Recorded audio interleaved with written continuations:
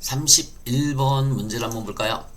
자, 처음 회계감사를 받았다라고 나와 있습니다. 기말 상품에 대해서 다음과 같은 오류가 발견되었다.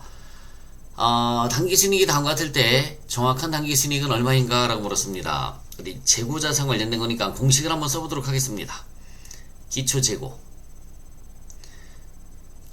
플러스 순매입액 마이너스 기말재고 는 매출원가입니다. 자, 전년도에 기말상품이 과소평가됐습니다.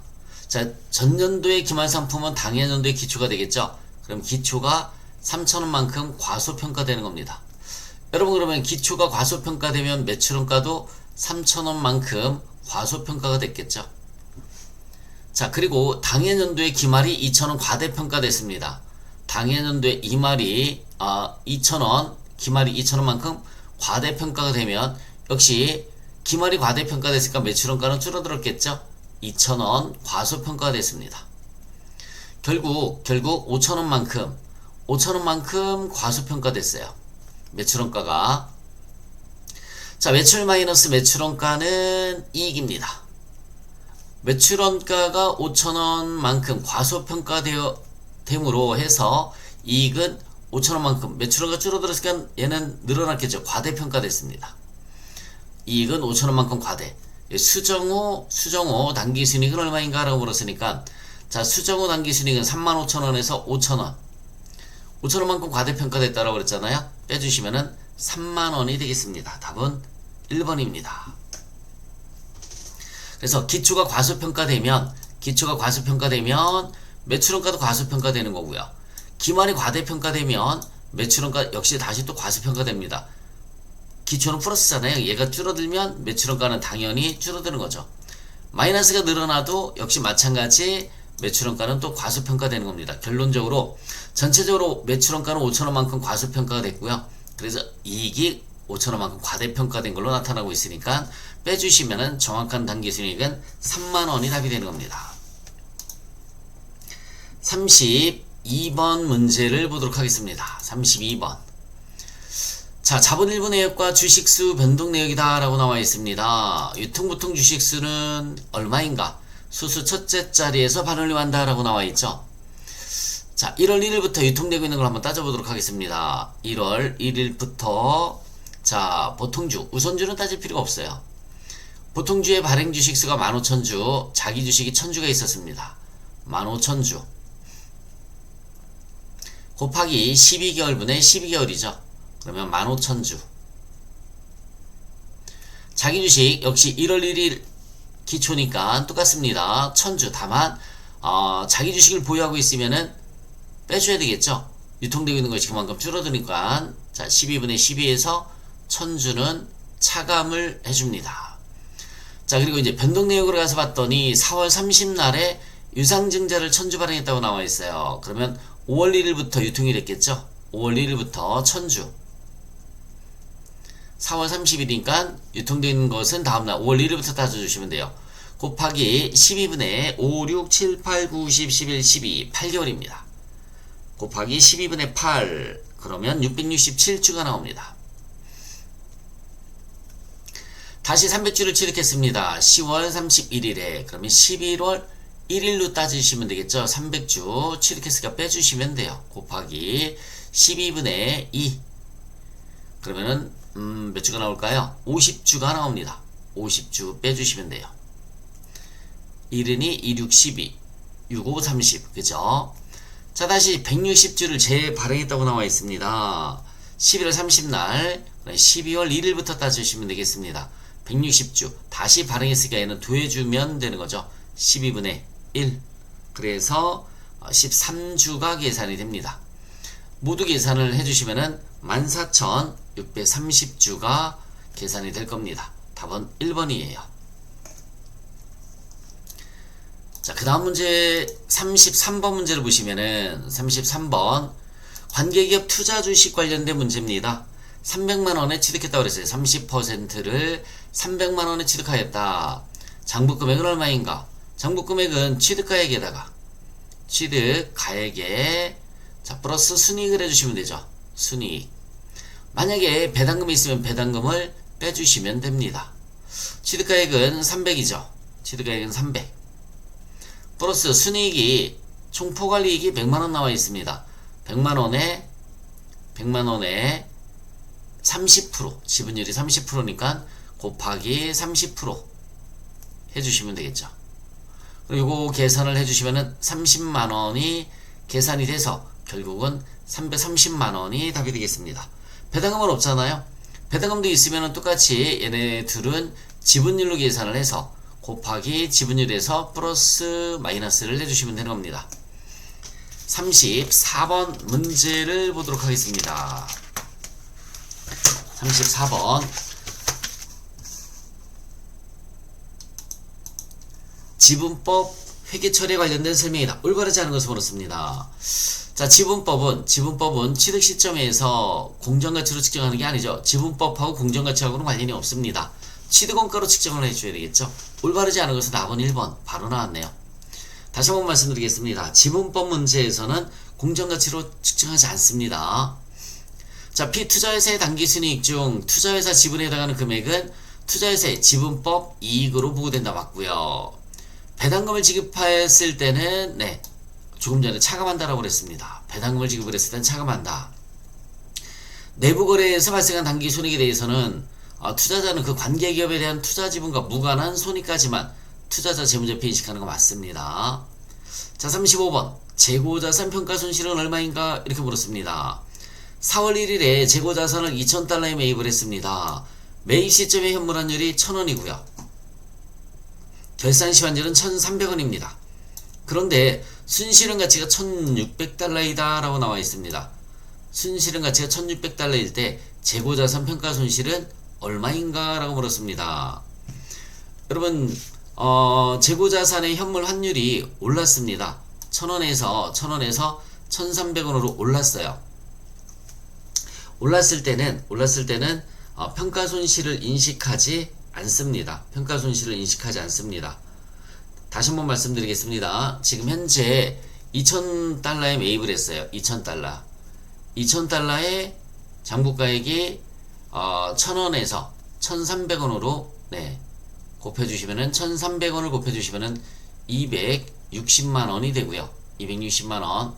12월 31일에 재고자산의 순실현 가치가 1,600달러라고 나와 있습니다. 1,600달러. 1,600달러라고 나와 있으니까 1,600달러 곱하기 1,300원. 1,600달러 곱하기 1,300원을 해주시면은 208만원이 계산이 됩니다. 208만원이 계산이 돼요. 그래서 취득원가보다 높기 때문에 재고자산 평가손실은 인식하지 않는다. 답은 1번이 답이 되겠습니다. 36번 문제를 한번 보도록 하겠습니다. 36번 선물과 옵션에 관한 설명이다. 올바르지 않은 것을 물었어요. 자, 만기일에만 권리를 행사할 수 있는 옵션은 유럽형입니다. 미국형이 아니라 유럽형 옵션이고요. 만기일 이전에 언제라도 권리를 행사할 수 있는 옵션은 유럽형이 아니라 미국형이 되는 거죠. 그래서 1번이 틀렸습니다. 답은 1번. 선물거래에는 매일매일의 평가손익을 증거금에 반영하는 체계적인 과정인 일일 정산제도가 있고요. 선물과 옵션 모두 파생상품에 해당합니다. 선물과 옵션 모두 위험회피 기능을 가지고 있다. 맞고요. 그래서 36번에 올바르지 않은 것은 몇 번이 답이 되느냐면 1번이 답이 되는 겁니다. 1번. 자, 그 다음에 37번 문제를 한번 보도록 하겠습니다. 37번 리스에 관련된 문제예요. 물음이 뭔지를 먼저 보시면 돼요.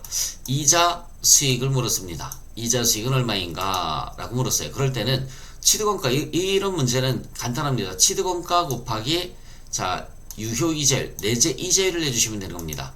취득원가 곱하기 그냥 12만원 092원 곱하기 12% 이렇게 해주시면은 이자 수익의 금액이 계산이 되는 거죠. 이자 수익은 그러면은 14,411원 이렇게 계산이 될 겁니다. 다시 한번 요 취득원가 곱하기 유효이자율 또는 내재 이자율을 계산을 해주시면 돼요. 자, 그 다음에 38번 문제를 보시면은 현금흐름표에 보고될 영업활동으로 인한 현금흐름을 계산을 해라 라고 나와 있습니다. 자, 공식을 제가 한번 써드려 볼까요? 당기순이익에서 플러스 현금 유출 없는 비용의 가산, 현금 유출 없는 비용의 가산 마이너스 현금 유입 없는 수익의 차감, 현금 유입 없는 수익의 차감 플러스 자산의 감소, 증가는 마이너스입니다. 반대로 마이너스 부채의 감소, 증가는 플러스를 해주시면 돼요.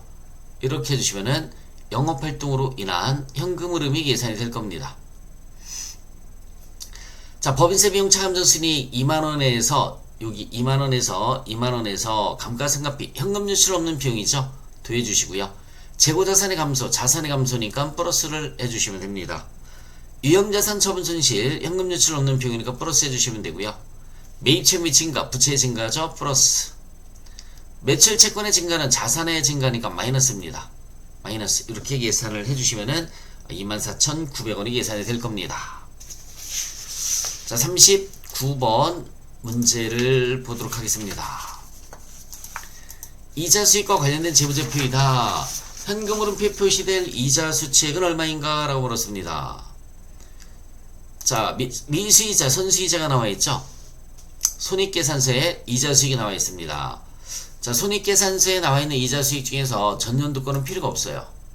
전년도 이자 수익은 필요가 없는 자료입니다. 전년도 이자 수익은 필요가 없는 자료예요. 자, 그리고 미수이자, 선수이자는 자산부채니까 T자 계정을 제가 활용을 한번 해보도록 하겠습니다. 미수이자 계정이에요. 미수이자. 그리고 선수이자입니다. 선수이자. 미수이자는 자산이니까 기초가 차변, 기말이 대변에 갑니다. 선수이자는 반대로 기초가 대변이고요. 기말이 차변에 오면 될 겁니다. 자, 그럼 미수이자의 기초 3만원. 여기 3만원 들어가고요. 기말이 2만원. 기말 2만원. 선수이자 기초가 2만원. 기초가 2만원. 기말이 4만원 들어왔습니다. 기말이 4만원. 그리고 손익계산서상에 이자 수익이 20만원 있어요. 자, 요 미수이자 계정 마무리를 지면 대변에 만원 차이가 나죠. 이게 현금 수령액을 의미를 하는 거고요. 자, 선수이자 대변에 2만원 차이 나죠. 이것도 역시 마찬가지 현금으로 수령할 금액을 의미하는 겁니다. 여기 2만원, 만원, 20만원, 토탈 23만원이 현금 수령액이 되는 겁니다. 자, 40번 문제를 한번 보도록 하겠습니다. 40번 문제 보시면 기계장치 처분으로 인해서 그죠? 투자활동으로 인한 순현금 흐름을 계산을 해라 라고 물었습니다. 기계장치와 관련해서 감가상각비가 15,000원, 처분이익이 3만원이 예상됐다 라고 나와 있어요. 자, 그러면 자, 이거는 요 15,000원의 의미는 뭐냐면 처분 전까지 감가상각비를 의미를 하는 겁니다. 감가상각비 15,000원, 대변에 감가상각 누계액이 15,000원. 그러면 전년도 말이잖아요. 요 중간에 처분을 한 거고, 요 중간에 처분을 했습니다. 그리고 처분 후에 잔액이 남은 거죠. 그러면은 감가상각 누계액이 15,000원이 있으니까 여기다 플러스 15,000원이 들어가시면 돼요. 그리고 전년도 말에는 3만원 있었는데 처분 전까지 감가상각 누계액이 15,000원 있으니까 토탈 감가상각 누계액은 45,000원이 되는 거죠. 45,000원. 자, 분개하겠습니다. 이제 대변의 기계장치 10만원에서 6만원으로 4만원이 줄어들었어요. 4만원. 차변의 감가상각 누계액은 45,000원에서 25,000원으로 2만원만큼이 줄어들었습니다. 그죠? 45,000원에서 이게 포인트예요. 이게 25,000원으로 2만원이 줄어들었고요. 유형자산 처분이익이 3만원 있다고 그랬습니다. 유형자산 처분이익이 3만원. 그러면 여기 나머지 5만원이 현금으로 수령한 금액이 되는 겁니다. 5만원. 답은 2번이 답이 되겠습니다. 자, 이렇게 해서 우리 재무회계 40문제를 모두 풀어봤습니다. 수고하셨습니다.